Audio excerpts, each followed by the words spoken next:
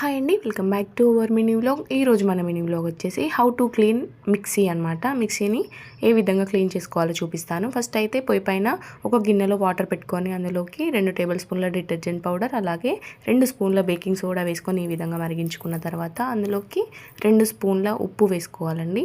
ఆ తర్వాత ఇందులోకి ఒక టీ గ్లాస్ వెనిగర్ని మెల్లిమెల్లిగా యాడ్ చేస్తూ బాగా మరిగించుకున్న తర్వాత స్టవ్ ఆఫ్ చేసుకొని ఈ లిక్విడ్ని కొంచెం కొంచెంగా టూత్ బ్రష్ సహాయంతో ఇలా మిక్సీ పైన రబ్ చేస్తూ అప్లై చేయాలన్నమాట. ఒకేసారి పోస్తే మాత్రం ఆ లిక్విడ్ అనేది లోపలికి వెళ్ళిపోతుంది మిక్సీ లోపలికి.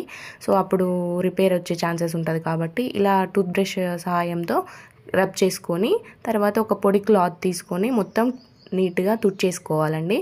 సో అలా చేయడం వల్ల మనకు మిక్సీ అనేది కొత్త దానిలాగా రెడీ అయిపోతుంది. ఫుల్ వీడియో కావాలనుకుంటే రిలేటెడ్ వీడియోలో పిన్ చేస్తాను, చూసేయండి.